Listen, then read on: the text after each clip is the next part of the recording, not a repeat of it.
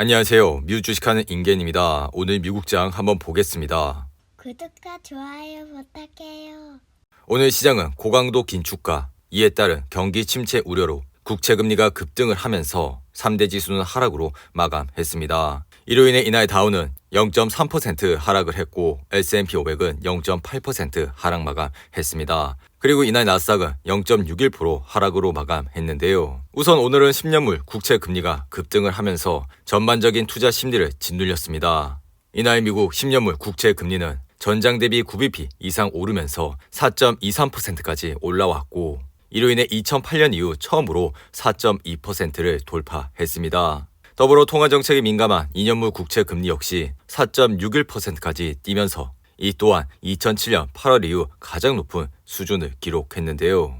그리고 이날 국채 금리는 좀처럼 인플레이션이 잡히지 않은 가운데 견조한 실업지표로 페드의 고강도 긴축이 지속될 것이라는 우려가 강화되자 안전자산인 국채 수요가 몰리면서 국채 가격은 떨어지고 금리는 상승하는 모습을 보여줬습니다. 그리고 이날 공개된 지난주 신규 실업수당 청구 건수는 21만 4천 건으로 전주 대비 1만 2천 건이 감소해 아직 노동시장이 견조함을 나타냈고 이는 시장 전망치인 23만 건보다 훨씬 낮은 수준을 기록했습니다. 그리고 이날 패트리 하커 필라델피아 연은 총재는 인터뷰에서 인플레이션 억제에 진전이 없어 페드가 금리를 계속 인상할 것이라 밝혔고 올 연말까지 4%를 훨씬 넘을 것이라 언급했습니다. 더불어 그는 인플레이션 억제에 시간이 걸려 당분간 제약적 금리 수준을 지속해야 한다고 밝혔는데요.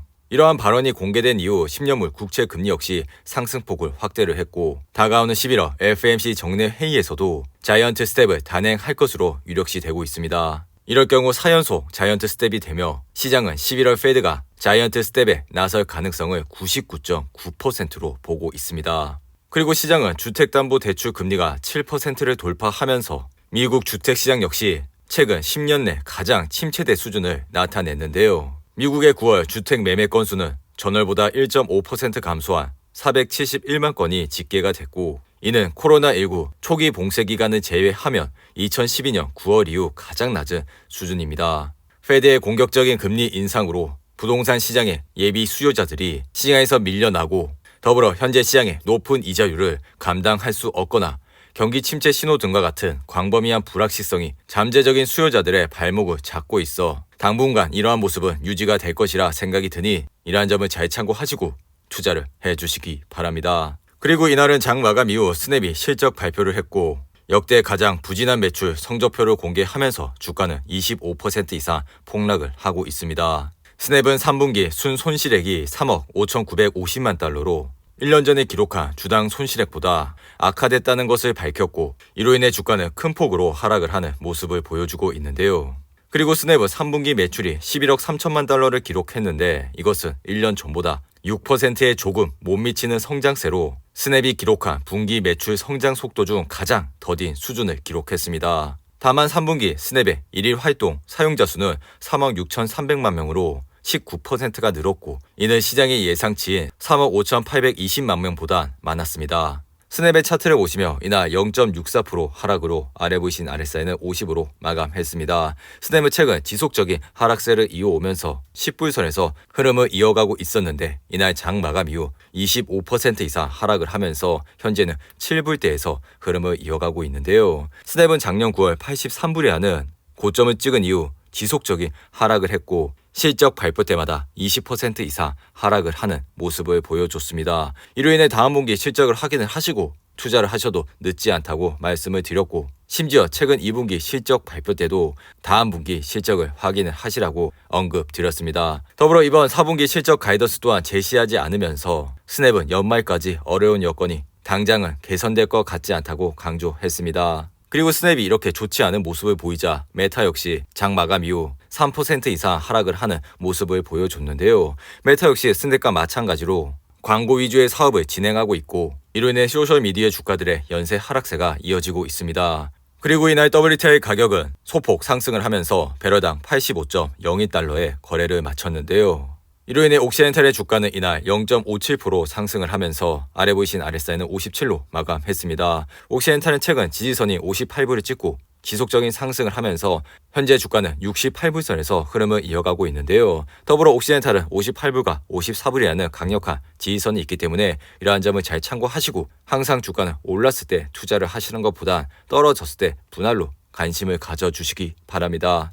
그리고 이날 애플은 0.33% 하락을 하면서 아래 보이신 RSI는 45로 마감했습니다. 애플은 최근 138불이라는 지지선을 바탕으로 해서 반등을 했고 현재 주가는 142불선에서 흐름을 이어가고 있는데요. 애플 역시 다음 주 실적 발표가 있는 가운데 최근 강달러로 인해 빅테크 기업들의 실적이 어떻게 나올지 지켜봐야 하는 상황입니다. 하지만 애플의 경우 경기 침체가 오더라도 충성 고객이 많다고 생각을 하기 때문에 애플과 같은 좋은 주식은 많이 떨어졌을 때 분할로 관심을 가져주시기 바랍니다. 그리고 테슬라를 보시면 이날 7% 가까이 하락을 하면서 아래 보이신 RSI는 31로 마감했습니다. 테슬라는 전날 실적 발표 이후 6% 이상 급락을 하면서 좋지 않은 흐름세를 보였고 그리고 이러한 흐름세는 오늘로 이어지면서 현재 주가는 207불선에서 흐름을 이어가고 있는데요. 테슬라는 이번 실적 발표에서 매출이 시장의 예상치를 다소 하회하는 모습을 보여줬지만 주당 순이익은 여전히 좋은 모습을 보여줬습니다.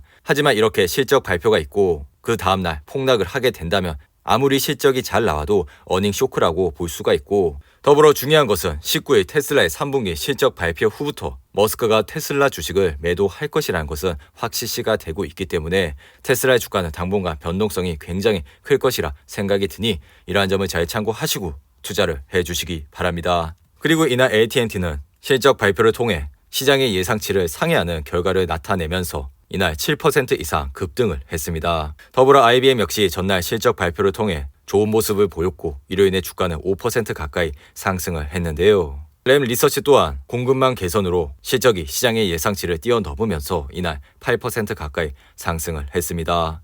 그리고 엔비디아는 최근 파이퍼 샌들러가 엔비디아 주식을 비중 확대로 반복을 하면서 이날 1% 이상 상승을 했는데요. 그리고 스파이 ETF를 보시며 이날 0.84% 하락을 하면서 아래 보이신 RSI는 44로 마감했습니다. 스파이는 8월 10일 RSI가 70을 넘어서면서 단기 고점에 왔고 이로 인해 그 이후 지속적인 하락세를 거치면서 현재 주가는 365불선에서 흐름을 이어가고 있는데요. 최근 시장에 급격한 금리 인상과 더불어 다가오는 경기 침체 우려로 인해 개별 투자를 하시는데 크게 어려움이 있을 것이라 생각이 듭니다. 하지만 이런 스파이와 V55와 같은 좋은 ETF에 매달 적립식으로 투자를 하시게 된다면 앞으로도 좋은 수익을 얻으실 수 있을 뿐만 아니라 이러한 투자 방법은 역사적으로도 검증이 됐기 때문에 주식시장에서 받는 스트레스 없이 투자를 할 수 있는 장점이 있으니 이러한 점을 잘 참고하시고 투자를 해주시기 바랍니다. 그리고 주식시장의 피어앤그리드 지수를 보시며 이날은 40으로 마감을 했고 항상 시장이 공포감에 있을 때 시장을 주목해 주시기 바랍니다. 오늘도 8분이 넘는 긴 영상 끝까지 시청해 주셔서 감사하고요. 가시기 전에 구독과 좋아요 잊지 마시고 그럼 저는 다음 영상에서 찾아뵙겠습니다. 감사합니다.